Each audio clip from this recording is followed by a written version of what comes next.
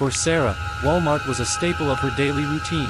After long hours at her office job, she often stopped by to pick up fresh ingredients for dinner. The store's proximity to her apartment made it convenient, and the familiarity of the aisles brought her a small sense of comfort. What she didn't realize was that this seemingly harmless ritual would lead to one of the most unsettling experiences of her life. It started innocently enough. Over the course of several weeks, Sarah noticed a Walmart employee who always seemed to be nearby. At first, he was friendly, greeting her with a warm smile and a casual, "Hello, how's your day going?" She thought nothing of it, just an attentive employee going above and beyond. But soon, his questions became more personal. He'd ask where she worked, what she was cooking that night, and even what time she usually shopped. Sarah answered vaguely, trying not to be rude, but his persistence was beginning to wear on her. She started changing her shopping schedule, hoping to avoid him, but somehow, he always seemed to find her. One evening, as Sarah finished loading her cart with groceries, the man approached her near the checkout lanes. This time, he wasn't wearing his Walmart vest, but his demeanor was as familiar as ever. "You're here again," he said with a grin. "I feel like we see each other more than I see my coworkers." Sarah forced a polite smile, trying to keep the interaction brief, but as she stepped into the checkout line, he followed her, leaning against the end of the lane. "You know," he began, "I feel like we've got a connection. Let me take you out sometime." "What do you say?" The question caught her off guard. She shook her head, offering a polite but firm, "I'm sorry, I don't think so."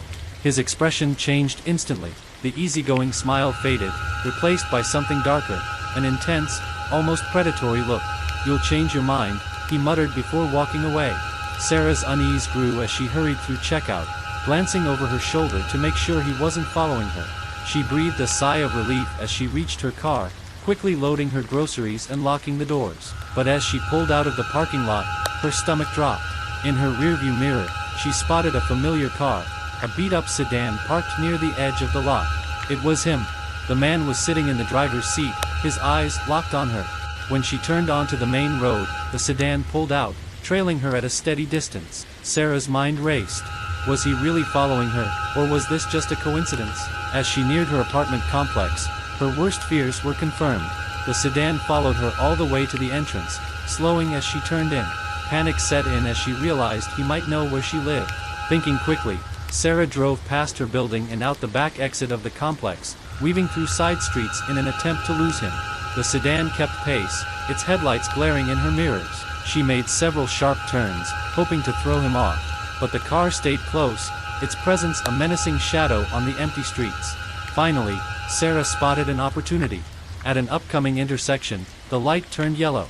She sped through, narrowly making it before the light turned red. The sedan stopped, stuck behind a line of cars. Heart pounding, she drove as fast as she could, putting as much distance as possible between her and her pursuer. When she felt safe enough, Sarah circled back to Walmart, deciding to report the incident. As she walked into the store, her hands trembled. She recounted the events to a manager, describing the man in detail, his appearance, his behavior, and his unsettling questions over the past weeks. The manager's response chilled her to the bone. "We don't have an employee matching that description," he said, his brow furrowing. "Are you sure he was wearing a Walmart vest?" Sarah nodded, her mind spinning. If he wasn't an employee, who was he? And how had he blended in so easily? The manager promised to review security footage and contact local authorities, but the revelation left Sarah shaken. For weeks, she had unknowingly interacted with someone who had been posing as a Walmart employee, likely watching her every move. That night, Sarah couldn't sleep. Every noise outside her window made her jump, and every shadow felt like a threat. She never returned to that Walmart, too afraid of what, or who, might be waiting for her. To this day, the man's identity remains a mystery, but the encounter serves as a haunting reminder of how quickly a routine stop at the store can turn into a nightmare.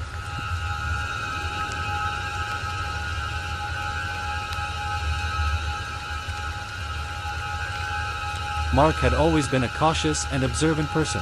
That afternoon, he found himself in the toy aisle at Walmart, browsing for a gift for his nephew's birthday. The store was busy, filled with the hum of conversations and the occasional cry of a tired child. Mark moved slowly through the aisles, his eyes scanning shelves of colorful boxes and action figures, when something unusual caught his attention. Just a few feet away, a man was crouched down, speaking softly to a little boy who couldn't have been more than 5 or 6 years old. The man was dressed casually in a hoodie and jeans, but something about his demeanor seemed off. He leaned in close to the boy, his voice low but audible enough for Mark to catch snippets of the conversation. "You want that one?" the man asked, pointing to a toy truck. "I can get it for you, but you have to come with me. I'll show you an even cooler one in the next aisle." Mark froze, his gut instinct kicking in. The boy hesitated, glancing around nervously, clearly unsure of what to do. It was then that Mark realized something even more unsettling. There was no sign of a parent or guardian nearby. Mark decided to step in. "Hey," he said, keeping his tone casual but firm. "Is this your son?"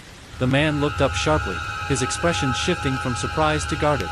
"Yeah, he's mine," he said quickly, standing up. But his body language betrayed him.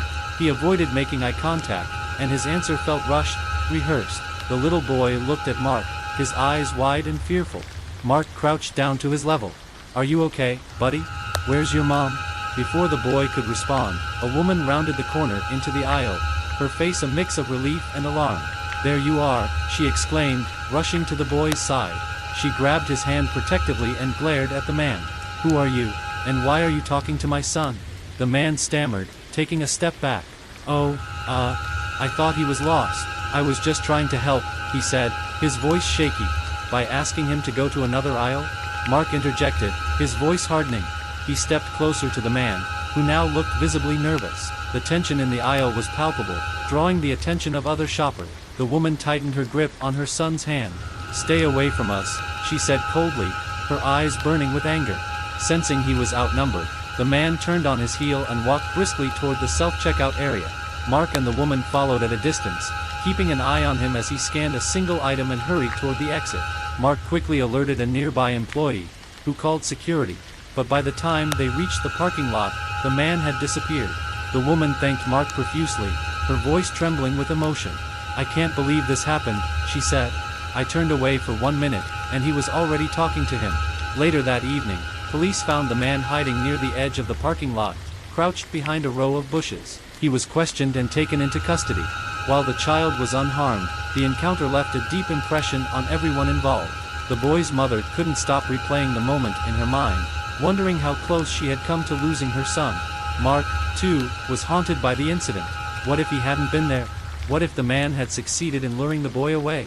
The questions gnawed at him, a reminder of how quickly something sinister can unfold in the most ordinary of places. The incident served as a wake-up call to everyone who heard about it. Walmart staff implemented stricter security protocols, and the story spread as a cautionary tale to parents. Never let your guard down, even for a moment. It was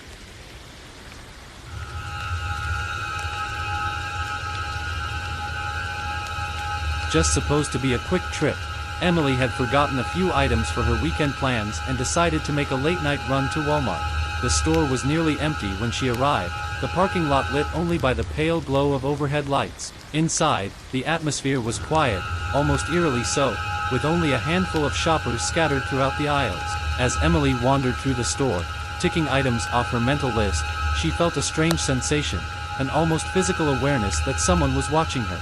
She dismissed it at first, brushing it off as paranoia. After all, it was late, and the emptiness of the store made the silence feel heavier than usual. But as she turned into another aisle, she saw him. At the far end of the aisle stood a man. He was tall, dressed in dark, nondescript clothing, with a baseball cap pulled low over his face. His stance was unnaturally still, and his eyes were locked on her, unblinking. Emily's stomach tightened. She offered a polite, nervous smile, then quickly turned back to the shelves, pretending to browse. When she glanced back a moment later, he was still there, his gaze unwavering. Emily's pulse quickened as she moved to the next aisle, her shopping cart squeaking softly against the polished floor. She tried to focus on her list, forcing herself to stay calm. But as she reached the end of the new aisle, her heart sank. The man had followed her. He stood just a few feet away, leaning casually against the shelves, as though he belonged there. But he wasn't holding anything. He wasn't shopping. He was just watching. Emily's instincts screamed at her to leave, but she didn't want to draw attention to herself. She decided to test whether she was imagining things. She turned into a random aisle, then another, zigzagging through the store in a deliberate pattern. Every time she stopped to check, the man was there, following at a steady distance. By the time she reached the checkout lanes, her hands were trembling. The man lingered near the front of the store, pretending to browse a magazine rack but keeping her in his peripheral vision. She quickly paid for her items and made her way to the exit, clutching her bags tightly. The automatic doors slid open with a soft hiss, and the cool night air hit her face like a slap. As she crossed the parking lot, she glanced over her shoulder and froze. The man was no longer near the magazine rack. He was outside now, standing near the exit, his face obscured by shadows. For a moment, neither of them moved. Then he took a step forward. Emily's fight-or-flight instincts kicked in. She fumbled with her keys, her heart racing as she unlocked her car door. She threw her bags into the passenger seat, jumped in, and locked the doors just as the man began sprinting toward her. He reached her window, slamming his palm against the glass. Emily screamed, her hands shaking as she started the car. The man shouted something, his face inches from hers, but the words were muffled by the closed window. Without hesitating, she threw the car into reverse and sped out of the parking lot, her tires screeching against the asphalt. In her rearview mirror, she saw the man standing in the middle of the lot, watching as she disappeared into the night. Emily drove aimlessly for what felt like hours, her mind racing. She finally pulled into a well-lit gas station and parked near the entrance, where other cars and people made her feel safer. She sat there, catching her breath, before deciding to call the police and report the incident. When officers arrived at the Walmart to investigate, the man was gone. Security footage showed him entering the store shortly after Emily, trailing her through the aisles, and exiting just moments after she did. He hadn't purchased anything. He hadn't interacted with anyone else. His sole focus had been her. The footage was chilling, but there wasn't enough to identify him, and he was never found. Emily stopped shopping at Walmart altogether after that night, opting for smaller stores where she felt more secure. The experience left her shaken, a constant reminder of how vulnerable she had felt in those moments. To this day, she can't walk through a parking lot at night without glancing over her shoulder, her keys clenched tightly in her hand. The memory of the man's face, his unrelenting stare, and his sudden sprint toward her car is something she'll never forget.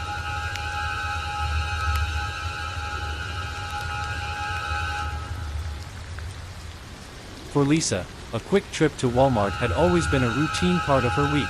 The store was conveniently located near her house, and she often went there to pick up groceries or household essentials. On one such day, she was strolling through the beauty aisle, comparing skincare products, when a man approached her. He was tall, with a disarming smile and a friendly demeanor. At first, Lisa assumed he was another shopper looking for something on the same shelf, but as she stepped aside to give him space, he didn't move toward the products. Instead, he spoke directly to her. "Let me buy those for you," he said, his voice smooth but overly familiar. He gestured to the items in her cart, his smile widening. Lisa blinked, caught off guard. "Oh, no, that's okay," she replied with a polite laugh, thinking it was some kind of joke. But the man didn't back down. "No, really," he insisted. "It would be my pleasure. You're too beautiful to be paying for your own things." Unease prickled at the back of her neck. His tone was friendly, but there was something unsettling about the way he stood too close and the intensity of his gaze. "Thank you, but I'm fine," Lisa said firmly, moving her cart a few steps away. The man followed. "You don't have to be shy," he said, his persistence making her heart race. "I just want to do something nice." Lisa forced a smile, her mind racing for an escape. "I really need to finish shopping." "Have a good day," she said, turning down another aisle as quickly as she could. Her hands gripped the cart tightly as she glanced over her shoulder. He was still there, lingering at the end of the aisle, watching her. For the rest of her trip, Lisa zigzagged through the store, trying to lose him. Every time she turned a corner, she felt a wave of relief, only for it to vanish moments later when she spotted him again. He wasn't even pretending to shop. He just followed her, his movements deliberate and unhurried. By the time Lisa reached the checkout lane, her anxiety had morphed into full-blown fear. She rushed through the self-checkout process, scanning her items as quickly as possible while keeping one eye on the man. He stood near the exit, leaning casually against the wall as though waiting for her. Lisa debated what to do. Should she ask an employee for help? Call someone? But she didn't want to make a scene. She grabbed her bags, mustered her courage, and headed for the doors. The man's gaze followed her the entire way. Weeks passed, and Lisa tried to put the encounter out of her mind. She convinced herself that it was just a weird one-off experience and that the man likely wouldn't remember her. But deep down, the thought of returning to Walmart made her uneasy. One afternoon, she decided to give it another try. Her errands couldn't wait any longer, and Walmart had everything she needed. She told herself that lightning didn't strike twice. This time, it would be fine. As she pushed her cart down an aisle, carefully selecting items, she felt a familiar sensation, the feeling of being watched. Her pulse quickened as she turned her head, and her stomach dropped. It was him. He was standing at the end of the aisle, his smile just as wide and unnerving as before. Lisa froze, gripping the handle of her cart. The man waved casually, as though they were old friends running into each other. Her fight-or-flight instinct kicked in, and without thinking, she abandoned her cart and walked briskly toward the exit. The man didn't follow her this time, but his presence alone was enough to send her heart racing. She drove home, her hands trembling on the wheel, and vowed never to return to that Walmart again. The experience left Lisa deeply shaken. Who was this man, and why had he fixated on her? Was it just a coincidence that he was there again, or had he been waiting for her? The questions haunted her, and she couldn't shake the feeling that she had narrowly escaped something far more dangerous.